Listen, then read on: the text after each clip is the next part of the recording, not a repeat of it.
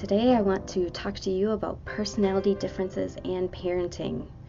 I don't know if you've noticed, but everybody is quite different.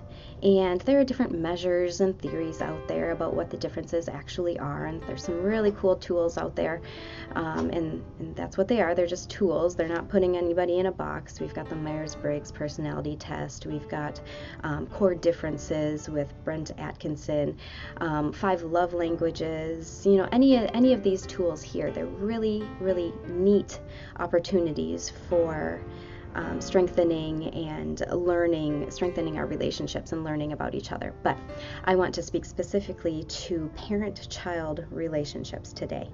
I've got 2 little boys, and I know myself fairly well. I know my husband fairly well, and these little boys are very different. And they're new. They're only 3 and 5 years old. I've only known them for that long.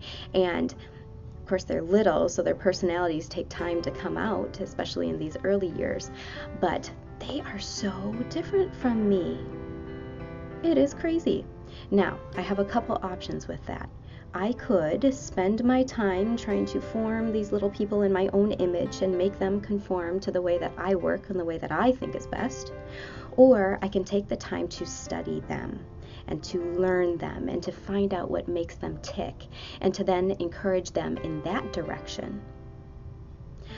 I'm thinking that the second option is going to have a lot more success than trying to get my kiddos in a box, because my 5-year-old in particular, he will bust any box that I give him.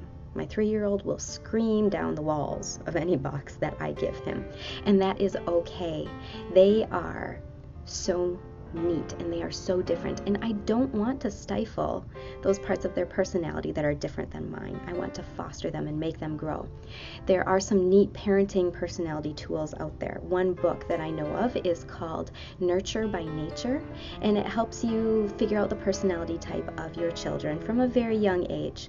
Now, something I want to give a disclaimer about there is, again, don't use them to put this in the box, even if you think it's their box, because everybody is very different, and as children grow, they may change, and they may, maybe you didn't assess, maybe you assessed what was happening at the moment, right? And they seem to fit into this one personality category, but then they grow and they change.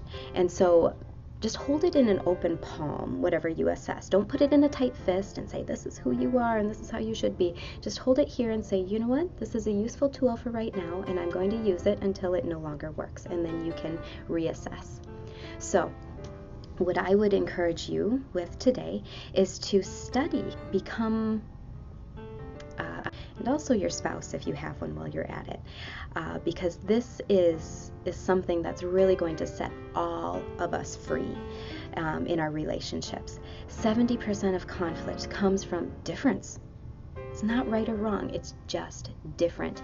And if we can learn to see and to appreciate and even leverage the different things, the different characteristics that each member of our family has, our family is going to be stronger for it.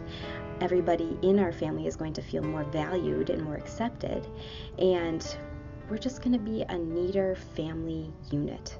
We're going to have lots of different tools and skills to draw from, and to just be really effective and really free as we live our lives together and form our families as we're all growing and transitioning and moving through life stages. So, giving you permission today to be different, and giving you permission to let the rest of your family be different, and to not be afraid of that, to move forward and to be excited about it and to celebrate it.